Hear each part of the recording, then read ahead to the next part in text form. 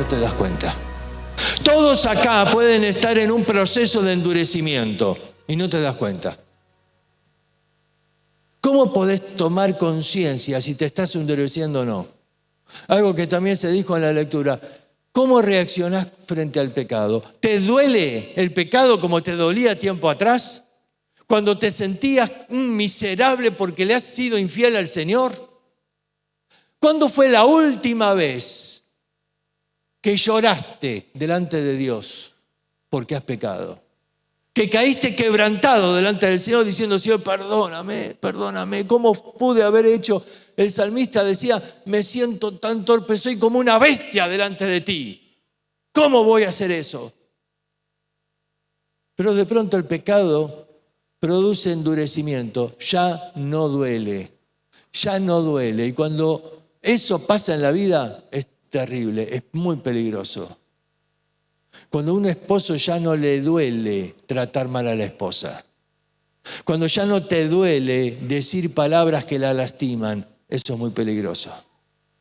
Cuando a un hijo ya no le duele mentir, eso es muy peligroso. Y el pecado lastima, hiere y mata. Yo me acuerdo hace unos 3, 4 años atrás, tuve la oportunidad de estar en Italia y un matrimonio se acercó. El hombre es anciano en la iglesia. Y la esposa nos contó la historia que han vivido.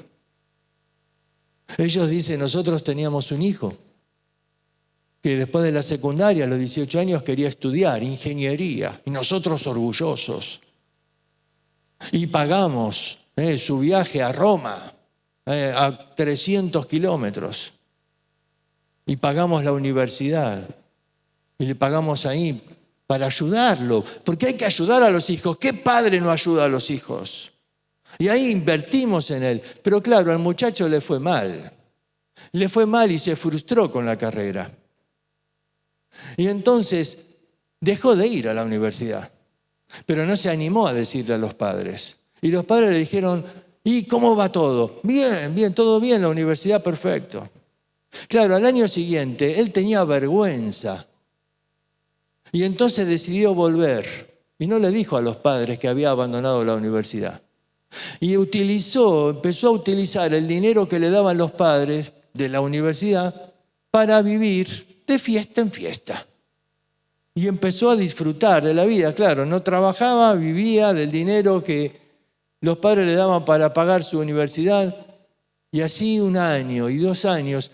Y cada vez se fue endureciendo más. ¿Y sabes qué? Ya no le dolía mentirle a los padres. La primera mentira fue por temor o fue por vergüenza, pero ahora ya no le importaba mentirle a los padres. Vivió así los 5 años de la carrera. Y los padres, el último año, ¿y qué tal? Bien, bien. Ya me voy a graduar este año, ¿no? Después voy a volver a casa y le voy a decir la verdad y seguramente me echen de casa y bueno. Ya está. Pero resulta que él termina la universidad supuestamente y vuelve a su casa. Y los padres habían preparado una fiesta sorpresa.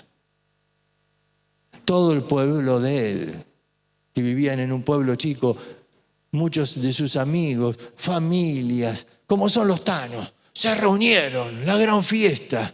Y cuando él llegó y abre la puerta de la casa, de atrás todos escondidos, ¡eh! Y un cartel, bienvenido ingeniero. Terrible. Y este muchacho, de una familia creyente, no aguantó la vergüenza. Y le dijo a sus padres, voy a cambiarme a la habitación y vengo. Pero nunca salió de la habitación. Ahí en su habitación él se ahorcó y dejó una nota pidiendo perdón y diciendo, perdón, yo nunca estudié. Mi vida fue una mentira. Y sabes, esta madre nos contaba la historia y nos contaba el dolor que trajo a la familia, el dolor que trajo a la iglesia por un pecado que fue endureciendo el corazón a tal punto que este joven dejó de sentir dolor por mentirle a los padres.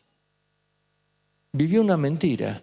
Nunca pensó en las consecuencias, nunca pensó en que iba a terminar así la historia, jamás. Pero cuando se dio cuenta de toda la gente ahí, no tuvo el coraje de enfrentar a todos y prefirió quitarse la vida. El pecado hace daño, hiere, lastima. Y este es el concepto acá del libro de Hebreos. El de pecado causa un deterioro en la vida. Ahora, ayer hablábamos de presiones, hablamos de que hubo persecución, hablamos de cómo el enemigo había empujado a estos creyentes al temor y que algunos estaban retrocediendo, volviendo atrás por temor a la persecución. Pero acá se analiza otro problema, el problema de cómo el pecado te quita las ganas de seguir corriendo la carrera. A tal punto de que el pecado endurece el corazón. Mirad, 1, 2, 3, 4 veces aparece la palabra esclerosis. Endurece el corazón. Y ya no sentís dolor por el pecado. Y ahí entonces se convierte el pecado en algo gravísimo. Entonces, ¿qué produjo ese engaño del pecado en esta generación? En primer lugar, produce que esta generación ya no se escandaliza del pecado. Y en segundo lugar, ya no sentís dolor por el pecado.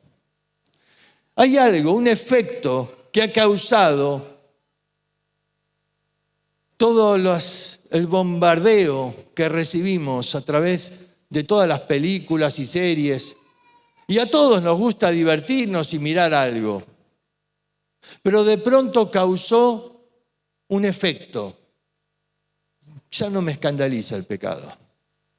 A ver, hace años atrás, uno se escandalizaba si veía 2 hombres besándose o 2 mujeres. Ahora ya no me escandaliza. Ya el pecado se ha hecho parte de la vida, ya está normalizado, ya es normal, lo hemos aceptado, es cultural, decimos. Y de pronto el pecado ya no me escandaliza. Pero cuidado, todavía tiene que haber algo en vos que se despierte para tomar conciencia. ¿Sabés? José, ¿te acordás cuando la esposa de su amo, Potifar, lo encaró y le dijo, duerme conmigo? Terrible, ¿no? Para un jovencito. Y de pronto lo toma de la túnica, el toque, ¿no? Que es tan sensual que de pronto hizo una revolución de hormonas dentro de José. Y de pronto él se escandalizó. Dijo, no, ¿cómo pecaría yo tan terrible pecado contra mi Dios? Jamás, ¿cómo haría tal gran cosa? Hoy no sé si muchos jóvenes reaccionarían así. Porque ya no te escandalizás del pecado. Porque hoy creo que estamos en una generación que dice, no, pero no es tan grave. Y no toman conciencia del daño terrible que hace el pecado. Ya no sentís dolor por el pecado. Hoy estamos en una generación que es infantil, espiritualmente hablando. Dice ahí en Hebreos capítulo 5, pero todos los que se alimentan de leche son inexpertos en la palabra de justicia porque son como niños. El alimento sólido es para los que ya han alcanzado la madurez, para los que por el uso o para los que pueden discernir entre el bien y el mal y han ejercitado su capacidad de tomar decisiones. Acá el autor hebreo dice, ustedes debieran ser ya maestros, pero todavía son como niños. Todavía pueden estar ahí necesitando que alguien les diga, esto está bien, esto está mal. ¿Sabés? Las palabras acá, bien y mal, no significan bien y mal moralmente, porque para eso no hace falta discernimiento, para eso tenés la ley que te dice qué se puede y qué no se puede hacer. Bien y mal acá significan si te hacen bien a la vida o te hacen daño. Nosotros estamos equivocando las preguntas. Alguien a veces viene y te dice, ¿está bien hacer esto? ¿Está mal fumar? ¿Está mal bailar? ¿Se puede escuchar esta música? ¿Está bien? No es la pregunta correcta. La pregunta correcta es, ¿te conviene hacerlo?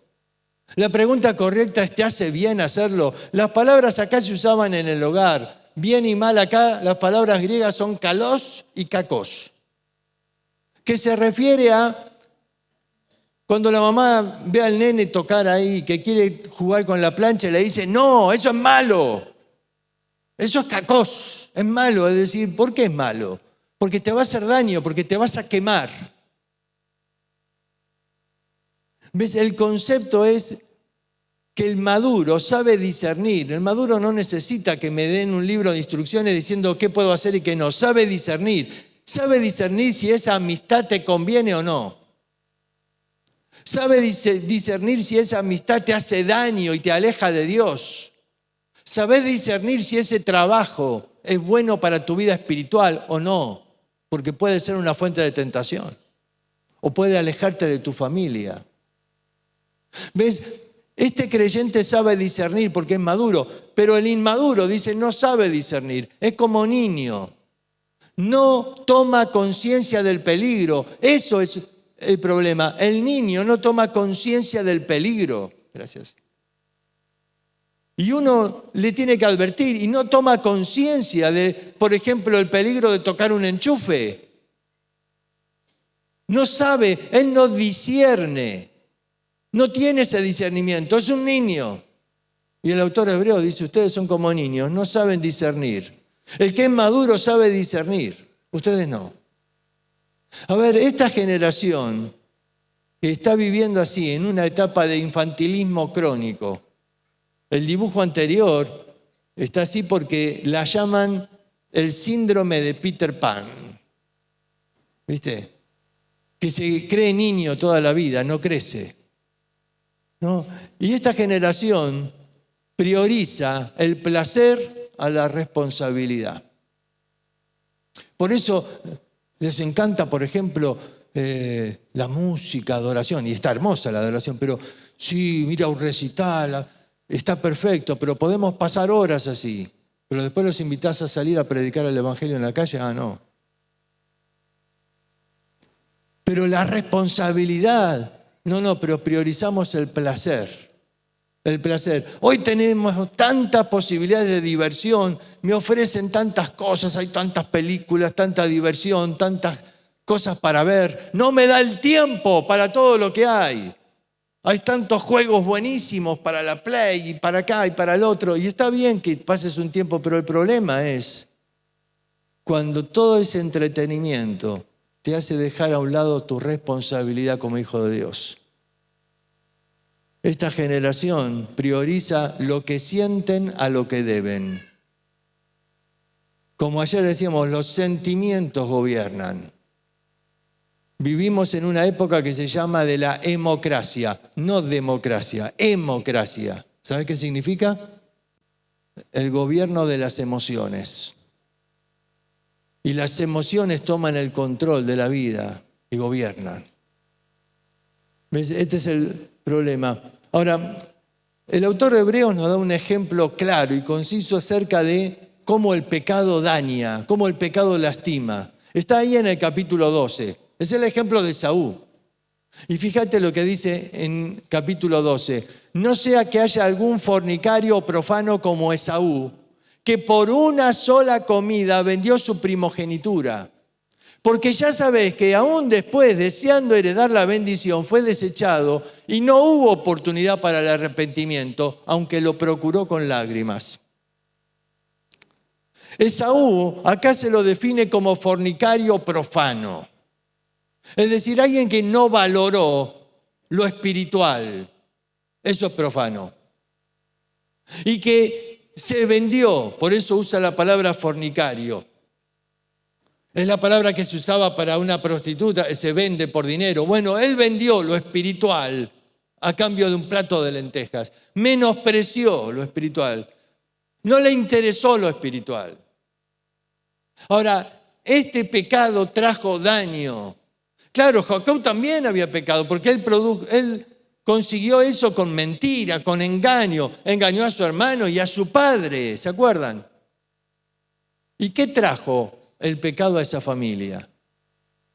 Trajo dolor, trajo un deterioro espiritual, trajo heridas terribles. ¿Sabes qué dice el versículo anterior? Fíjate, tengan cuidado de que no brote ninguna raíz venenosa de amargura, la cual los trastorne a ustedes y envenene a muchos. Esto está en el mismo contexto de Esaú. Esaú se llenó de amargura, quería matar a Jacob. Jacob tuvo que huir de la casa. Estuvo 21 años fuera, lejos de su casa. Y después de 21 años decide volver. ¿Y qué pensás? Después de 21 años, ¿se le pasó el enojo a Esaú? ¿Qué pensás? Algunos dicen que el tiempo cura las heridas. ¿Pensás así? No. El tiempo no curó nada. Después de 21 años, la raíz de amargura creció, ya era un árbol de amargura. Más que árbol, un bosque de amargura. Y cuando se enteró que Jacob venía hacia él, tomó 400 hombres y salió al encuentro para matarlo. Eso hace el pecado, causó división entre estos dos hermanos, destruyó la familia. Y ahí Jacob está volviendo y Esaú sale al encuentro para matarlo. Y dice acá el autor hebreo, cuidado, porque esa amargura crece como una raíz, es decir, crece en tu interior.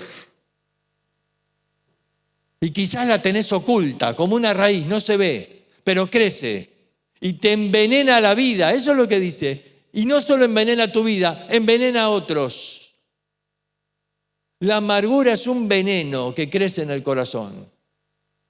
El pecado hace esto, genera amargura.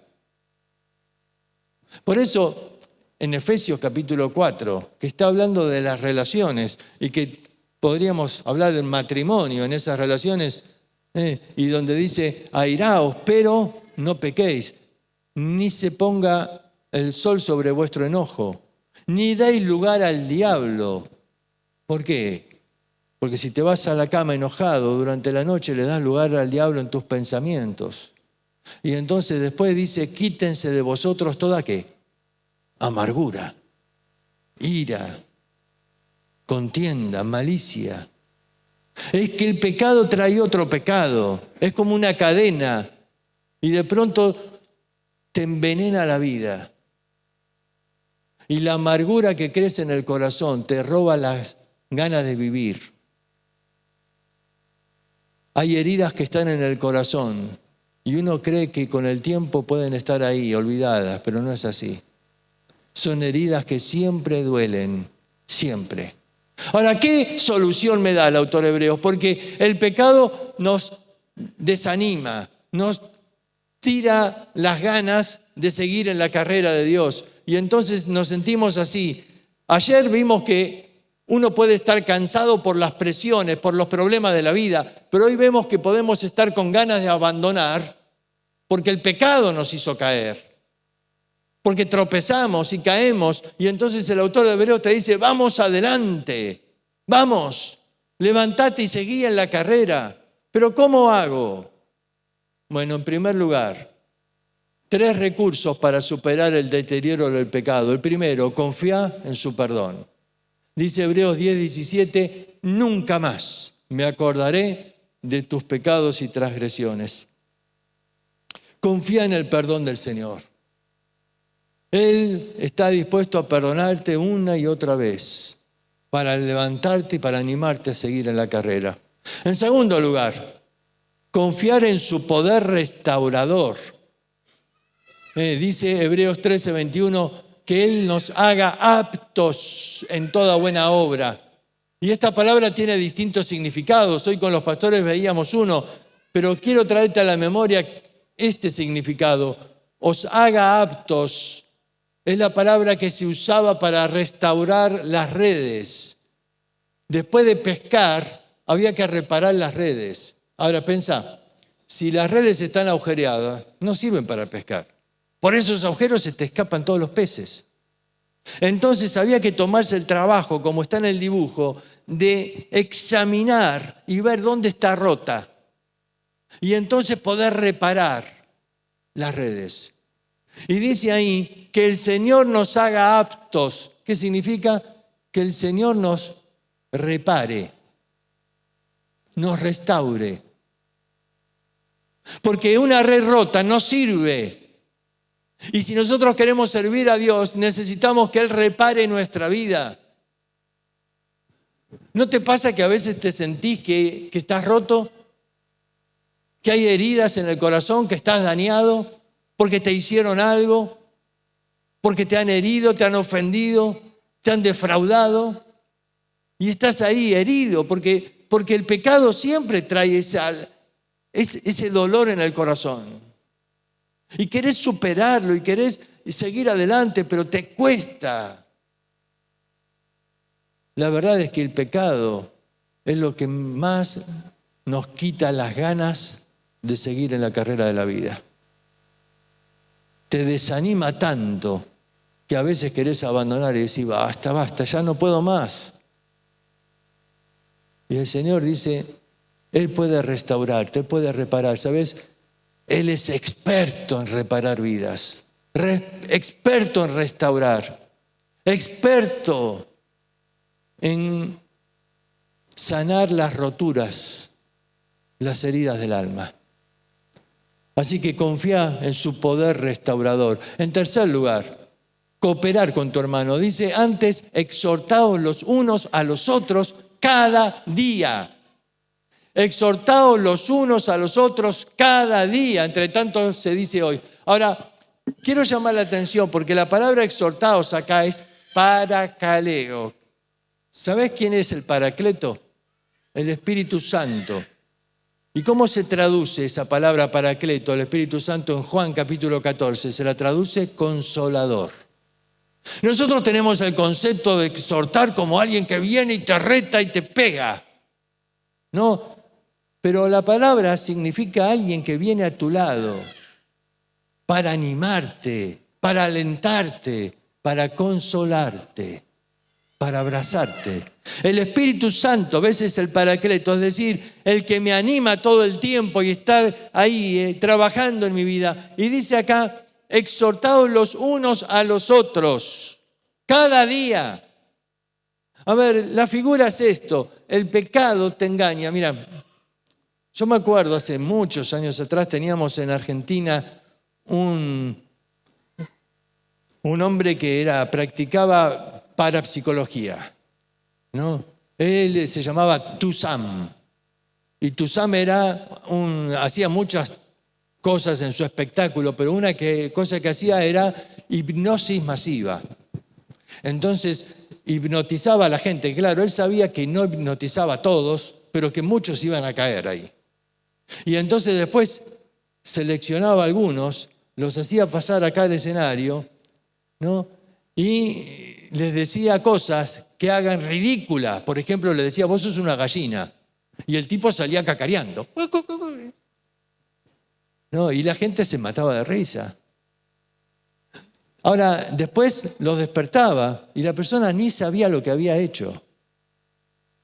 Ahora, imagínate lo siguiente. Vos fuiste a ese espectáculo, sabés cómo es todo. Y entonces otro día volvés y llevás a un amigo. Y vos estás ahí con tu amigo al lado, ¿no? Y ves ahí que este hombre empieza ahí a hipnotizar a la gente. Y vos sabés que no tenés que mirarlo fijo porque caes ahí en su hipnosis. Entonces, vos me estás mirando para otro lado, pero ves a tu amigo que estás así. Oh. Y vos decís, uy, este va a caer. ¿Cómo me voy a divertir con este? Ya sacás tu celular para filmando haciéndolo la gallinita. ¿Haces así? No, si es tu amigo, ¿qué haces? Lo sacudís, le decís, salame. No lo mires. ¿No ves que te está hipnotizando? Ahora, él no tiene conciencia, la persona no se da cuenta. Bueno, acá te dice, exhortarlos unos a otros. ¿Sabes qué? Tenemos que sacudirnos unos a otros. Cuando ves que alguien está cayendo en el engaño del pecado, tenés que estar ahí para sacudirlo, para decirle, mirá, no seas torpe, no te das cuenta que esa relación no te conviene, que te va a llevar por mal camino, que te va a hacer daño, esto va a terminar mal. ¿Sabes qué? Este negocio va a terminar mal. No te conviene. Necesitamos de buenas amistades en Cristo, porque cualquiera de nosotros puede caer en el engaño del pecado. Necesitas amigos.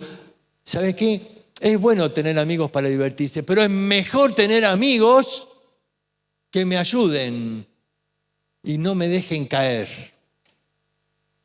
Que me sacudan si me ven mal. Que no me dejen caer. Dice ahí, tenés que cooperar con tu hermano, tenés que ayudarlo, tenés que sostenerlo. Ahora, yo quiero terminar con una canción que quizás la escucharon en algún momento, no sé. Yo la he pasado en Monte en un campamento hace 2 años atrás. ¿Pero por qué? Porque esta canción es el testimonio real de una chica que tenía un secreto en su corazón. Ella había sido abusada y no lo quiso contar. Pero ese secreto, esa herida en el alma, la mantuvo así por años. Y varias veces ella intentó quitarse la vida. Y vas a escuchar una frase ahí en la canción que dice: las heridas en mis brazos me recuerdan del dolor que sufrí por el pecado. Las heridas en mis brazos me recuerdan. Tan bajo yo caí que no quería vivir más. Y ella pudo salir recién cuando miró a Jesús. Cuando, como ayer decíamos, considerad a aquel que sufrió tal contradicción de pecadores contra sí mismo, para que tu ánimo no se canse hasta desmayar. Por eso me gustaría que escuchemos y después terminamos con una reflexión final.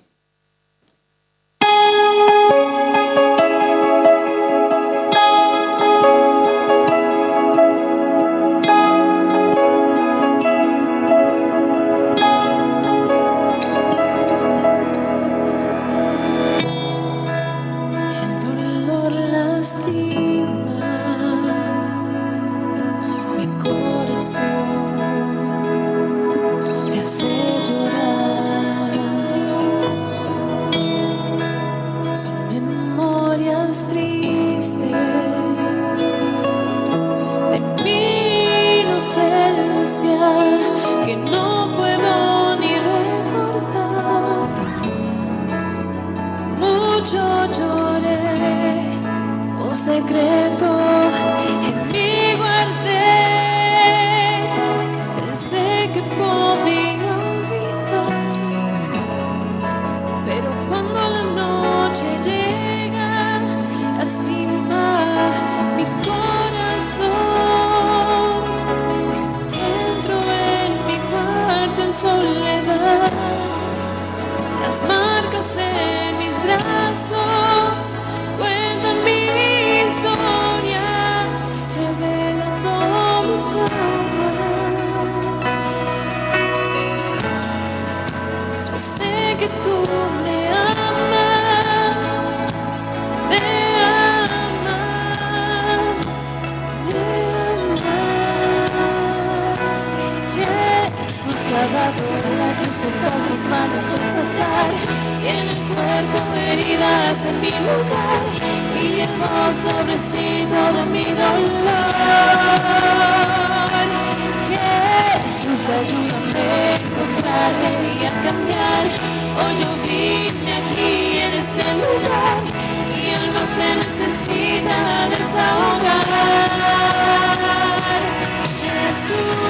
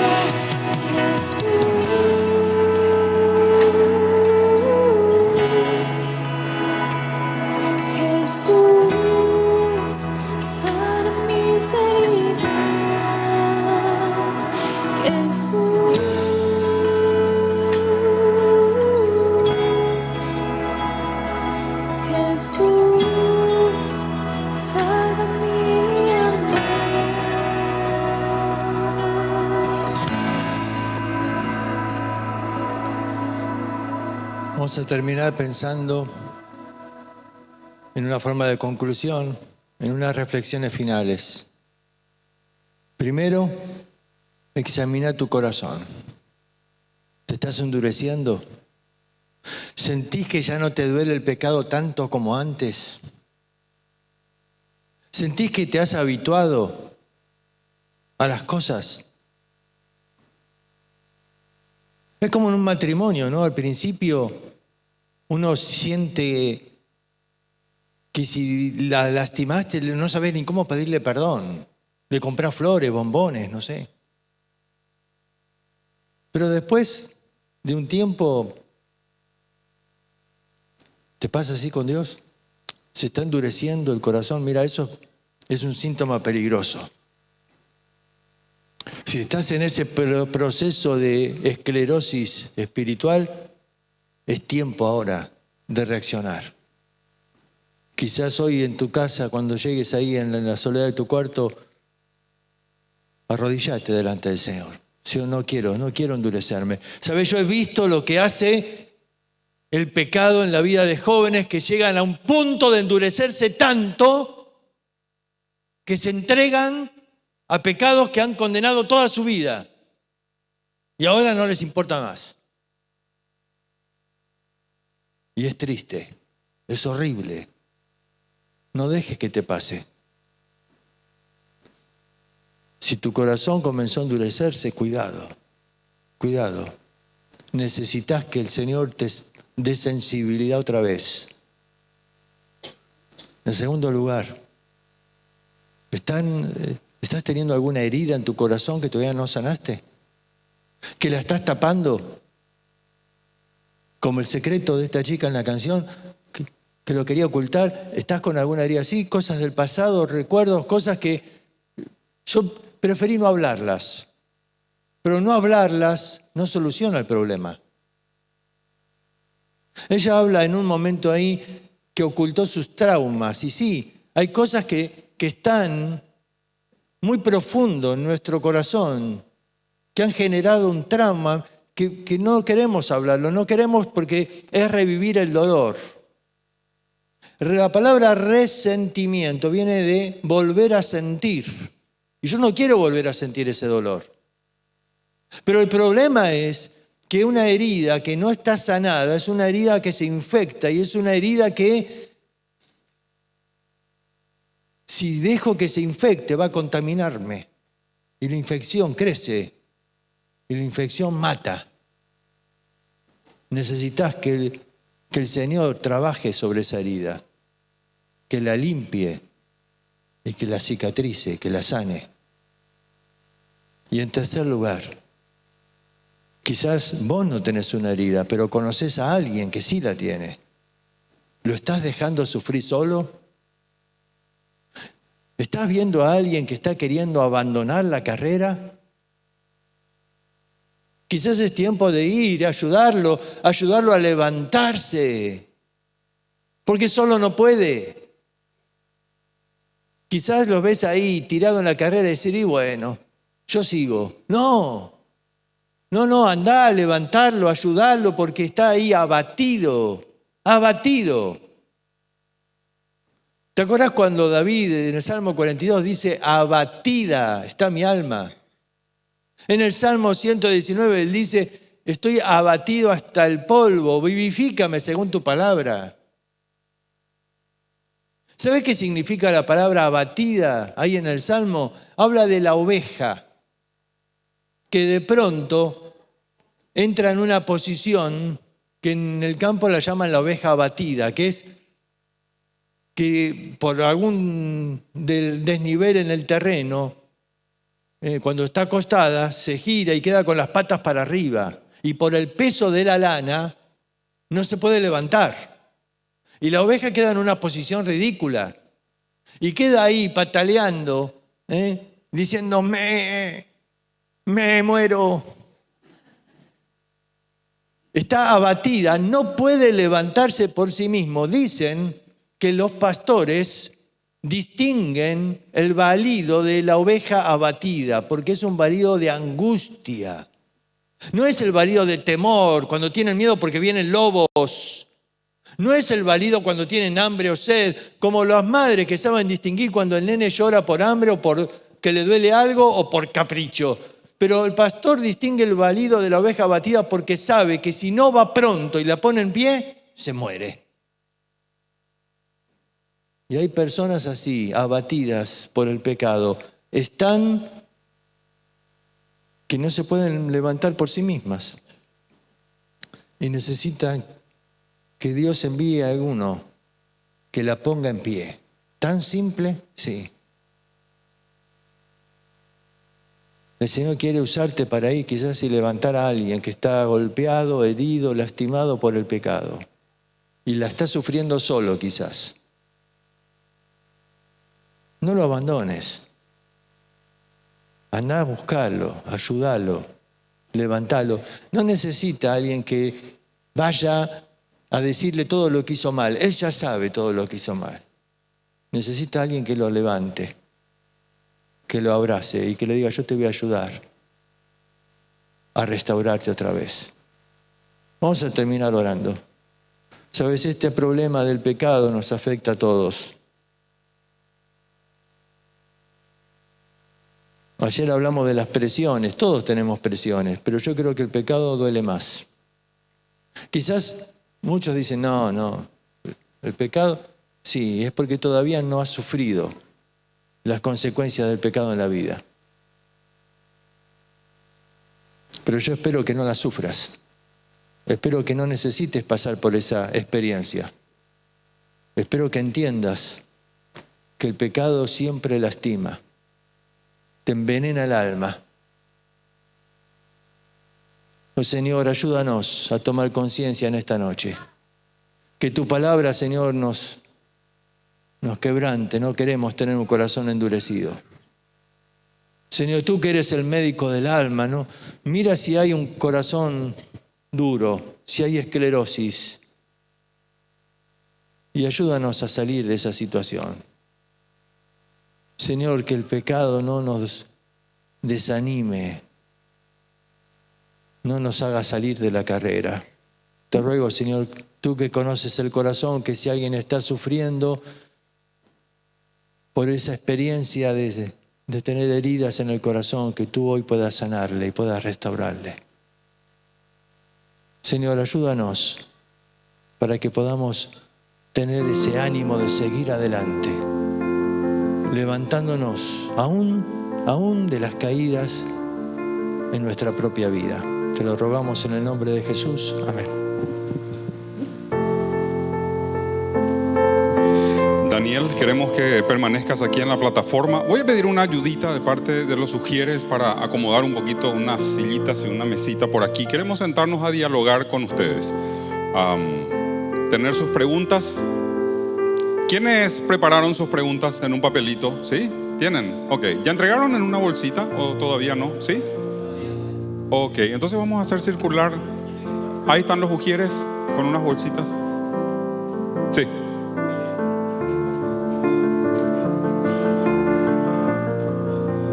Daniel, ¿relacionado únicamente con el tema? Sin problema. Sin problemas. Ok, ahí están los ujieres con la bolsita. Mientras nos acomodamos aquí, tengo una primera pregunta a Daniel y nos sentamos para charlar. Libro magnífico, sin desperdicio, porque está basado en la palabra del Señor. Página 125 de tu libro. Tocas ese texto de Hebreos capítulo 12, versículo 1. Por tanto, nosotros, teniendo también en derredor nuestro tan grande nube de testigos, despojémonos de todo peso y del pecado que nos asedia. Me gustó mucho la ilustración que metes allí para hacer un paralelo. La historia de Alejandro Magno, su ejército había venido muy cargado de todo el botín de guerra cuando incursionaron contra el imperio persa, una batalla más en ese gran imperio, como una suerte de venganza por lo que habían hecho a Grecia, habían pulverizado Grecia. Y contás la anécdota de que Alejandro da una orden al ejército de despojarse de todo el botín. Bueno, los soldados nos quedaron muy contentos, ¿verdad? Porque bueno, toda la riqueza que habían acumulado, todo lo que estaban trayendo para llevar a casa, bueno, eso queda finalmente. Pero dieron la orden de echarle combustible y quemar todo aquello, ¿verdad? Me llama la atención en el análisis que haces en la página 125 y 126 de la diferencia entre pecado y peso y pecado. ¿Podríamos profundizar un poquito más en ese concepto? Claro, el pecado podría ser un peso, pero acá el autor habla de una diferencia, ¿no? Despojemos todo peso y, aparte, del pecado que nos asedia. Por lo tanto, el peso puede ser aquellas cosas que nos estorban en la carrera. A ver, un trabajo es algo bueno, es el medio por el cual llevas pan a tu familia. Todos necesitamos trabajar.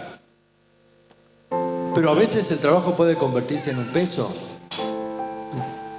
Bueno, puede ser. Puede ser cuando me absorbe todo mi tiempo, cuando no me deja tiempo para Dios o para la familia. Y entonces ya se vuelve algo excesivo y ya se convirtió en un peso. Es decir, en algo que no me deja servir al Señor, no me deja estar por ahí con mi familia, que ya me roba el tiempo. Entonces, el peso no necesariamente es algo malo, pero es algo que me estorba, no puedo correr con ese peso. Entonces yo tengo que despojarme de todo peso, porque es una traba. Y en la carrera uno no puede andar con una mochila llevando ahí una carga excesiva. Entonces tengo que despojarme de todo peso. Y por supuesto, y del pecado que está al acecho, dice. Veo algo muy interesante, un texto que aproximaste allí en el análisis de todo aquel que milita no se enreda en los negocios de la vida. Curiosamente hay una palabra muy llamativa allí que aparece solamente 2 veces, aplicado en los evangelios y en este caso allí en el texto de Primera de Timoteo. El texto, la palabra no se enreda, la palabra es enkepletai. Y esa palabra se utiliza cuando los soldados romanos tomaron las espinas y comenzaron a entretejer para ponerle en la cabeza al Señor en una forma de corona. Todo aquel que milita no se enreda, no se enkepletai, trenzar algo y ponerse en la cabeza. Da la sensación de que el peso se da justamente como consecuencia de eso que mencionaste. El trabajo es bueno, pero pudiera yo quedar enredado en la cuestión del trabajo. La familia es buena, pero yo pudiera quedar enredado también en cuestiones familiares, como un obstáculo para servir más fielmente al Señor. Tanta riqueza, ¿verdad?, en la distinción de esos dos términos, Daniel. Sí. A veces el análisis te permite esto, ¿no? De llegar a distinguir, porque a veces leemos pero sin entender de qué es lo que me tengo que despojar, qué es lo que está estorbando mi vida. Entonces la idea es que puedas identificar, ¿no? Y estas ayudas gráficas de ilustraciones quizás nos pueden ayudar a identificar qué es aquello que me está estorbando, que no me deja correr para el Señor y que me tengo que despojar si quiero avanzar en la carrera de la vida. Realmente, tanta riqueza. ¿Tenemos preguntas? Dios me ayude para poder entender también la caligrafía. Vamos a ver. Esta es la bolsa de las sorpresas, ¿eh? Vamos a ver aquí. ¿Por cuál de las bolsas querés empezar, Daniel? Cualquiera. Bueno.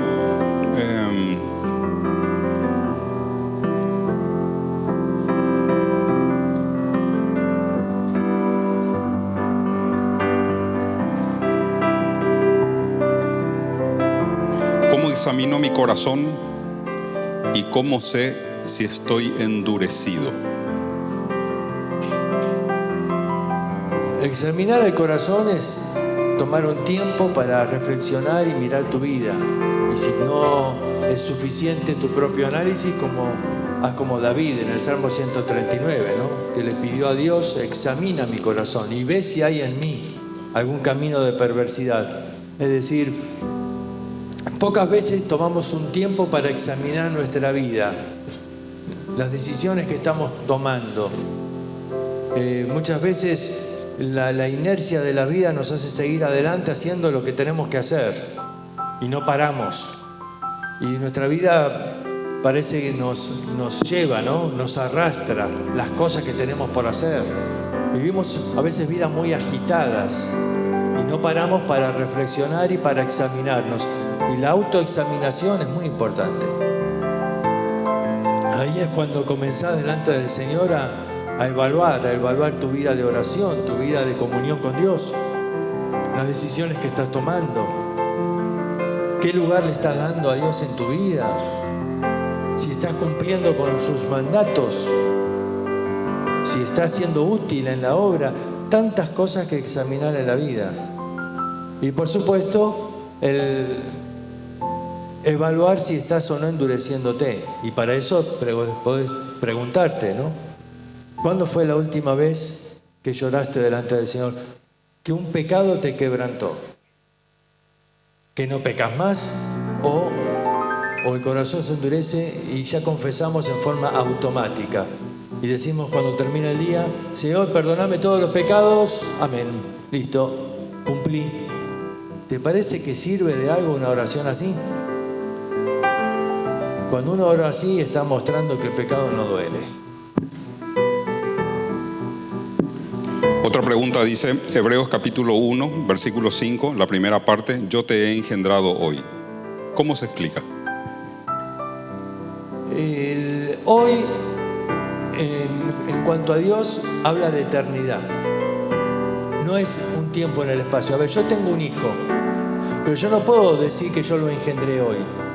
Yo lo engendré va a ser casi 28 años. ¿Sí? Eso marca un día en que fue engendrado. Pero yo no puedo decir yo te engendré hoy. El Señor no dice que Jesús tuvo un comienzo. Ese hoy es eterno. Yo te engendré hoy. Marca la relación eterna del Padre al Hijo. Una relación de padre a hijo. Marca la relación intratrinitaria, es decir, no marca un comienzo en la historia. Ese hoy se repite 5 veces en el Nuevo Testamento este versículo, y siempre en una época distinta. En el momento del bautismo, yo te engendré hoy, pero no fue en ese momento. En el momento en que va a ser coronado rey, va a volver a decir, yo te engendré hoy. Es decir, ese hoy es eterno. Y esto habla de... el Señor Jesús lo aplicó en cuanto a Dios. Dios dice, yo soy el Dios de Abraham, de Isaac y de Jacob. No dice yo fui, yo soy. Siempre es el eterno presente. Porque Dios, como es eterno, no tiene pasado, presente y futuro como nosotros. Él es eterno, está fuera del tiempo. Por lo tanto, el yo te engendré hoy marca la relación eterna entre el Padre y el Hijo. La relación que hay dentro de la Trinidad. Dice, ¿qué importancia tiene para el cristiano la teoría de la brecha o carece de sentido? No, la teoría de la brecha no carece de sentido. La teoría de la brecha, para dar un breve, en 2 segundos, significado, es que algunos dicen que hay una brecha entre Génesis 1.1 y 1.2. Es decir, en el Génesis 1.1 dice, Dios creó los cielos y la tierra. Y en Génesis 1.2, ¿qué dice? Y la tierra estaba ¿cómo? Desordenada y vacía. La palabra desordenada es en caos. La tierra era un caos. Entonces dicen algunos, Dios no es un Dios de caos, un Dios de desorden. ¿Cómo Dios va a crear algo totalmente desordenado? Algo caótico. Entonces muchos dicen que en Génesis 1.1 dice Dios creó los cielos y la tierra. Y después dice, la tierra estaba hecha un caos. Algunos dicen que en ese momento quizás fue por la caída del diablo en la tierra. Y entonces después dice Génesis 1.2 en adelante, el proceso de orden de la tierra. Esta es una teoría y es respetable. No veo mal en esa teoría. Otros dicen no, simplemente es una parte de la creación, es decir, Dios mandó a existir las cosas y después comenzó a ordenarlas y a colocar la luna y el sol en su lugar y a separar las tierras de las aguas, y lo marcan solo como un proceso en la creación. Son dos teorías, no es el tema ahora. Dar evidencia, simplemente expliqué que no es de malo ni afecta en nada. ¿Cómo perdonar a tu papá? La familia que te destrozó e hizo tanto dolor y no poder sacarte de encima ese rencor. Y la verdad es que si no te podés sacar de encima ese rencor es porque hay amargura en el corazón. Y la amargura te termina destruyendo a vos. Entonces tenés que orar a Dios que te ayude a perdonar. Porque no perdonar no le haces daño a ellos. El que se hace daño sos vos mismo. Cuando no perdonás, vos sos el que sufre. Vos sos el que sigue cargando la herida. Vos sos el que sigue sintiendo ese remordimiento. Entonces perdonar te hace libre. Hay una historia acá en el libro tremenda, impactó mi vida. La historia de Corrie ten Boom, una mujer que estaba en un campo de concentración. Tienen que conocer esa historia. Y ella habla ahí del perdón y cómo el perdón la hizo sentirse libre. Ella dice, cuando pude perdonar, sentí la misma sensación de libertad que cuando salí de ese campo de concentración en Auschwitz. Y yo creo que eso es lo que tenés que experimentar. El perdón te libera. La amargura te envenena. ¿Cómo puedo ayudar a una persona que refleja o que tiene evidentemente un corazón endurecido? El proceso para ablandar el corazón requiere mucho amor. La persona que está endurecido rechaza, pero el amor lo puede suavizar, lo puede ablandar otra vez. El amor de acercarte, de decirle, mira, yo no te voy a dejar porque sos mi amigo, porque te quiero. Ese amor que te ayuda a estar a su lado aún cuando Él te rechaza. Pablo decía, aunque amando más, sea amado menos. Porque a veces la persona endurecida te rechaza. Pero yo creo que hay que ganarle mostrándole el amor de Cristo. ¿Cómo se puede identificar a un hermano que está abatido? Cuando está en un estado de depresión, de desánimo, donde vos ves que no puede levantarse por sí mismo. No tiene fuerza para levantarse, no puede. La oveja que está así es muy gráfica, no puede levantarse. Por más que luche, que quiera, no puede. Y así lo ves a un hermano. Está abatido, lucha, pero no puede levantarse. Y necesita de personas que con mucho cariño se acerquen ahí para ayudarlo en ese proceso de levantarlo nuevamente. ¿Qué te animó a escribir el libro sobre Hebreos y tuvo alguna dificultad al hacerlo? ¿Cuál versículo lo animó?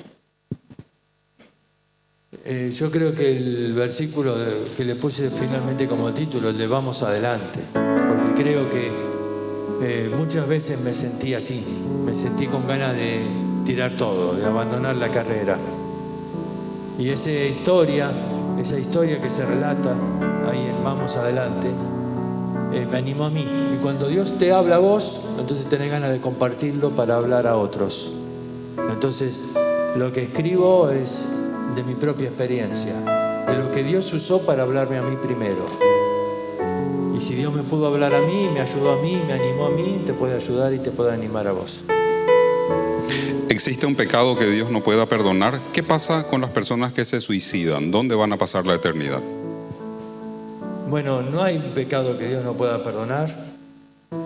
Y en cuanto al que se suicida, tendríamos que ver si era salvo o no era salvo. Si era salvo, no perdió la salvación. Así que si era salvo, va al cielo igual.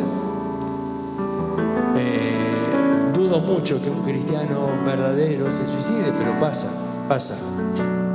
Hay enfermedades mentales que lo llevan a la persona a un estado de tomar decisiones en las que está fuera de su control. entender que si era hijo de Dios, no dejó de ser hijo de Dios por cometer un pecado. El pecado del suicidio es igual que cualquier otro pecado.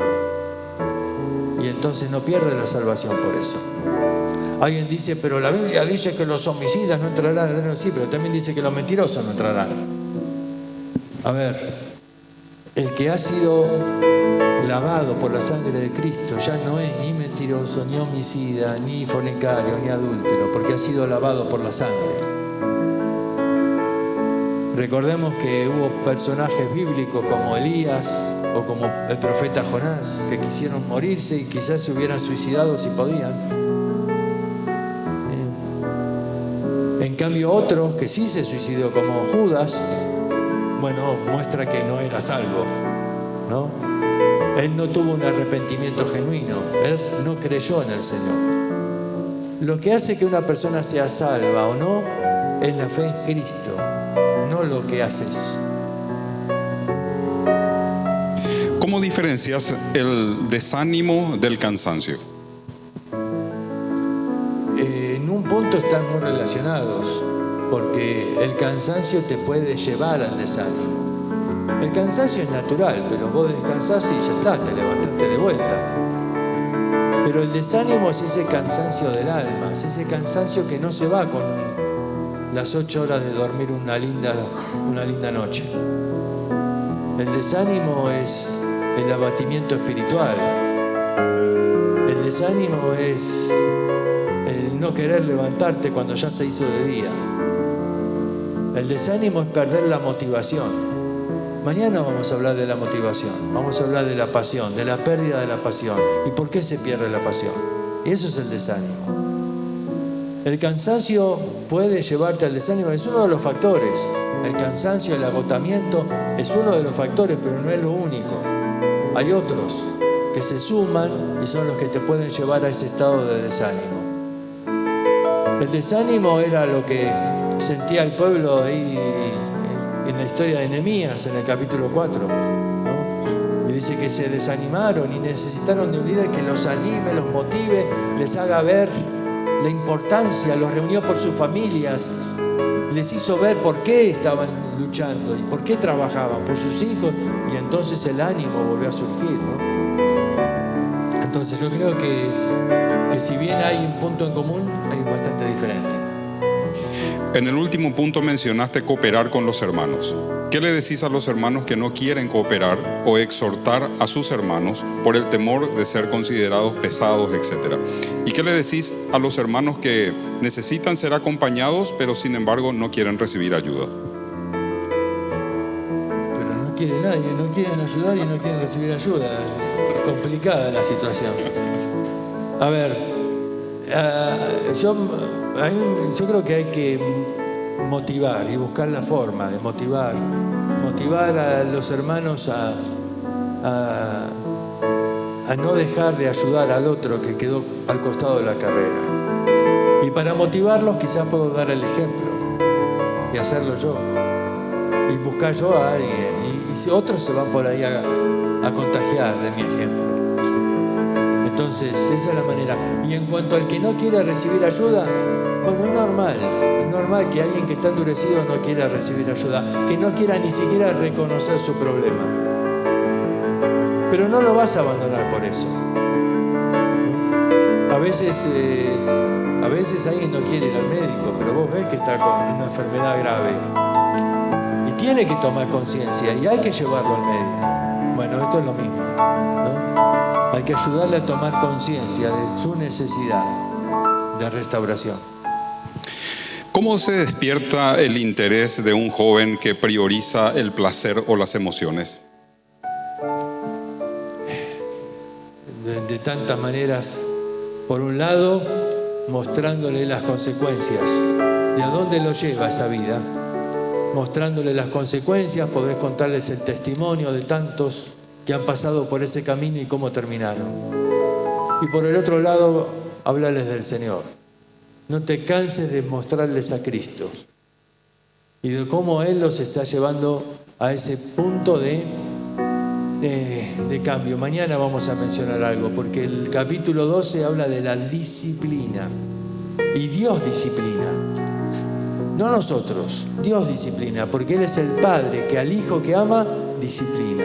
Y la disciplina tiene un efecto de motivarte, de animarte. La disciplina duele, sí, claro que duele. Ninguna disciplina, dice al presente, te da gozo, pero después produce.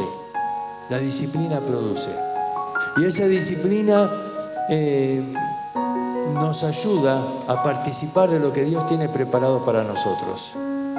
Por eso hay que animar al joven y hacerlo tomar conciencia, ¿no? O aprender por las buenas o bueno, vas a aprender por el proceso de la disciplina. Pero uno tiene que animarles. Alguien pregunta aquí sobre el tema del abatimiento y cómo hago para levantarme del abatimiento. Creo que esa pregunta ya fue contestada también. Hay esta pregunta interesante aquí, dice: ¿por qué digo que ya le perdoné a mi mamá, pero en verdad sigo con el rencor en el corazón hacia ella? ¿Por qué el perdonar es difícil y por qué cuando alguien le pide perdón o te pide perdón, le perdonás, pero seguís con el rencor en el corazón? Si seguís con rencor, ese perdón no fue genuino, no fue a fondo, fue de palabra. De palabra digo sí, te perdono, pero en el fondo de mi corazón todavía hay rencor, es decir, no perdoné. El perdón implica abrazar, amar a esa persona. Tenemos que perdonar como Cristo nos perdonó a nosotros. ¿Te imaginas si Cristo te dice sí, yo te perdono, pero al cielo vos no entrás, Tenemos que amar a la persona como Él nos amó, perdonar como Él nos perdonó. Y bueno, si te cuesta perdonar, y sí, cuesta porque a veces el dolor es grande. Y cuando hay dolor, cuesta. Pero tenés que aferrarte al Señor y pedirle que Él te ayude a superar el dolor, porque sería muy triste que malgastes tu vida con amargura. Una cosa que puede ser un poco técnica, pero que yo creo que es interesante. Te mencioné Efesios 4. Quítense de vosotros toda amargura. El verbo quítense está ahí en una voz pasiva, es decir, no dice que vos te quites la amargura, porque no podés quitártela. Es deja que otro te la quite, deja que Dios quite la amargura de tu corazón. Es como si yo te hiciera un examen bucal y vea que tenés una carie y te digo, quítate la carie. No puedo, ¿qué hago? ¿Con el torno yo solo? No. Te estoy diciendo, anda al dentista y deja que él te la quite. Bueno, este es el concepto. El autor ahí, Pablo, dice, deja que Dios quite la amargura del corazón. Pero si no vas al dentista, Él no te puede quitar la carie. Y si no acudes al Señor, Él no te puede quitar la amargura del corazón. Pero si vas a Él, te aseguro, Él puede quitar la amargura.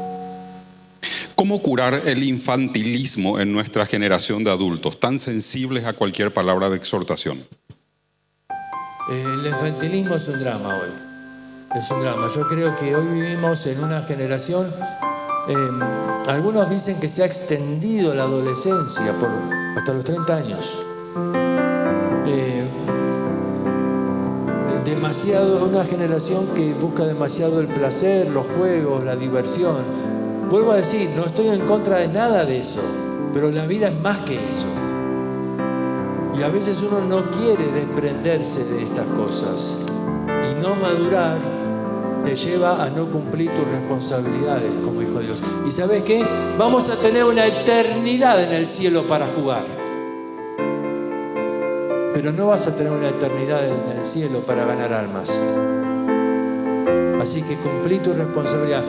Pasate un buen tiempo disfrutando, jugando, pero no dejes de lado de cumplir con lo que el Señor te pide. Bueno, esta pregunta dice cómo sanar las heridas del corazón. Básicamente es un poco una reiteración. Esta pregunta dice, ¿qué consejo das a los jóvenes en cuanto a la santidad en sus vidas? En primer lugar, que veamos la santidad no como algo aburrido. La santidad es hermosa. El cuadro que Dios da de santidad es un cuadro hermoso. Y dice ahí en Hebreos 12 que Él nos disciplina para que participemos de su santidad, es decir, para que disfrutemos de la santidad. Yo creo que el mayor problema lo tenemos cuando vemos que la santidad es aburrida y buscamos placer o diversión en cosas turbias, en cosas que me dicen, mira, anda a ver esta película, está buenísima, te vas a divertir mucho. Sí, te vas a divertir, pero también vas a ver un montón de basura que te va a llenar la cabeza de imágenes que después a la noche te van a perturbar. Y vos decís, pero eso fue santo. Disfruté de la santidad. No, te ensució la mente. Entonces, hay la posibilidad de disfrutar de la santidad sin necesidad de recurrir al pecado, sin necesidad de recurrir a la sucio, a la mugre. Mirá, podés disfrutar sin necesidad de recurrir a cosas que terminan contaminándote.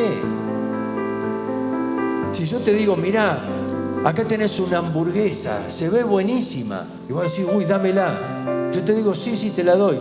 Un pequeño detalle, la saqué de la basura recién, pero le corrí así con la mano un montón de cosas sucias que tenía. Y vos decís, bueno, no importa, dámela igual, tengo hambre. Sí, pero vos sabés cómo vas a terminar, ¿no? Porque está llena de bacterias. Te va a ganar una gastroenteritis, te vas a ver, no digo que no esté rica.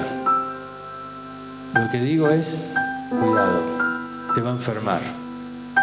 Y así es el pecado. A veces puede ser rico. Dice en Hebreos 11 que Moisés decidió rechazar los deleites temporales del pecado. La Biblia no niega que son deleites. Sí, pero traen consecuencias. Y Moisés decidió rechazarlo. Aquí hay un combo de preguntas. Voy a leerlo rápido y pudieras contestar cualquiera de ellas. Dice, después de aceptar a Cristo, ¿seguimos teniendo libre albedrío? Segunda pregunta. Cuando la Biblia habla de que los cobardes no heredarán el reino de Dios, dice, ¿puede referirse a los que cometen suicidio? Y la tercera pregunta, ¿por dónde comenzar la restauración de un corazón endurecido cuando ya no puedes recordar o identificar tus pecados? Bueno, hay dos que creo que ya respondimos algo. La primera, el libre albedrío lo tenés siempre, porque todo el tiempo estás tomando decisiones, todo el tiempo, todos los días. No nos podemos desprender de eso. El calvinismo dice que el hombre no tiene libre albedrío porque es como decirle a un perro, ¿no? Le das un trozo de carne o un plato de lechuga. ¿Qué va a comer el perro? Y siempre va a comer la carne. Entonces te dice, ven, no tiene libre albedrío. Y yo le digo, ¿y qué me decís con ese ejemplo? Si yo no soy un perro. A ver, yo sí tengo libre albedrío. Eso me diferencia del animal. Ahora, si a mí me das a elegir entre la carne y la lechuga, yo también voy a elegir la carne. Pero no siempre.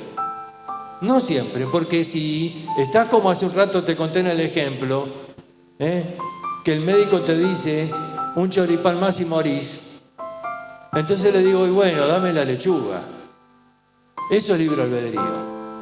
Es decir, es la capacidad de decidir aún lo que no te gusta.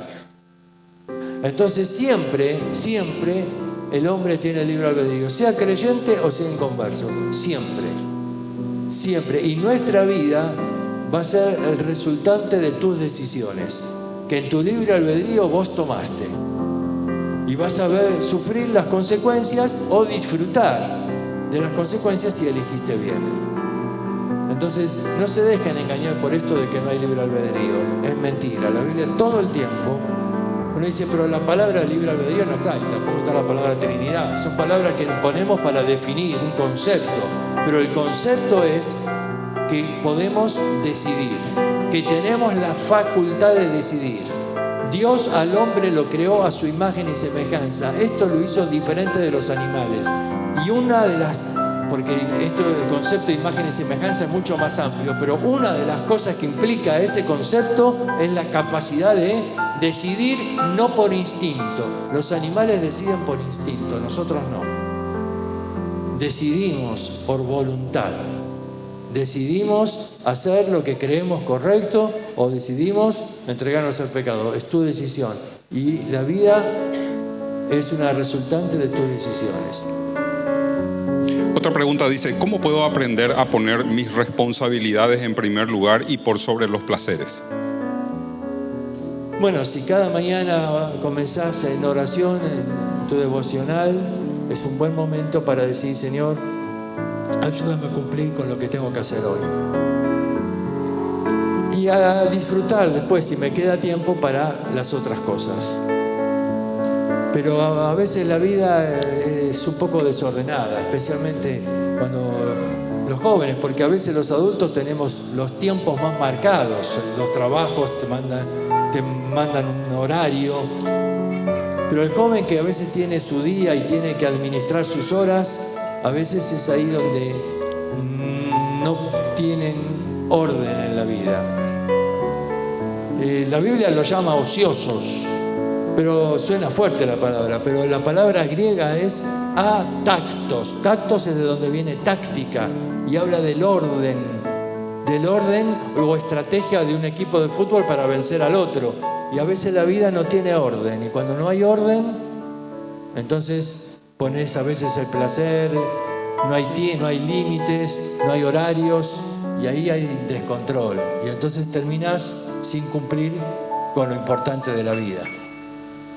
¿Qué versículo me recomendás para un corazón endurecido? Creo que esa pregunta fue contestada también. Aquí tenemos a un teólogo. ¿Por qué crees que Hebreos fue escrito por Pablo? Bueno, hay muchas razones, pero una es en 2 Pedro capítulo 3. Pedro dice, Pedro está escribiendo a creyentes judíos que estaban desparramados por distintos lugares de Asia Menor, que fueron echados de Jerusalén en la época de la persecución. Y Pedro les dice, como nuestro amado hermano Pablo os ha escrito. Y uno se pregunta, ¿cuándo Pablo les escribió a los judíos? Bueno, la única carta es la carta a los hebreos. Y siempre, hasta la Biblia de 1909, en todas las Biblias decía epístola de Pablo a los hebreos. Recién se sacó eso en esta última revisión de los 60 porque decían que no había una autoridad plena para poner eso. Pero siempre se supuso así. Los primeros cristianos siempre creyeron que Pablo fue el autor. Y cuando termina el último capítulo, uno no puede dejar de ver a Pablo ahí. Habla de su amigo Timoteo, habla de que estaba preso en Roma. Es decir, tantas coincidencias que es muy difícil que sea otra persona. El texto dice, y considerándonos unos a otros para estimularnos al amor y a las buenas obras. ¿Cómo puedo saber que las buenas obras las estoy haciendo correctamente? Es parte de lo mismo que hablamos antes, examinando tu vida delante del Señor, examinando sobre todo la motivación con la que haces la obra. Porque Pablo habla en Filipenses de que algunos predican por contienda o por vanagloria, por jactancia, para recibir el aplauso de los hombres, para recibir un premio de los hombres. No. Pablo dice en 1 Corintios 9, si predico de buena voluntad, recompensa tendré, pero si lo hago de mala voluntad, olvídate del premio. Es decir, que uno puede hacer obras, pero sin la motivación correcta, y entonces, olvídate, no hay galardón, porque Dios examina el corazón. La ofrenda, por ejemplo, ¿cuál es la motivación? Dios examina, dice un autor muy bueno, te recomiendo, es Wiersbe, y dice, Dios ve tanto la mano como el corazón. Dios ve tanto lo que das como la actitud con la que das, porque eso es lo que tiene recompensa. ¿Cómo puedo enfrentar el desánimo trabajando tantos años entre creyentes? Considerando a Jesús. Dice capítulo 12:2, dice, puestos los ojos en Jesús. Si pones los ojos en las personas, y te vas a desanimar. Pero puestos los ojos en Jesús. Si pones los ojos en Jesús, nunca te desanimas. Porque Él nunca te defrauda. Nunca va a ser infiel. Nunca te va a traicionar. Entonces, si hay cansancio, si hay desgaste, es porque estás poniendo tus ojos en los hombres, puesto los ojos en Jesús.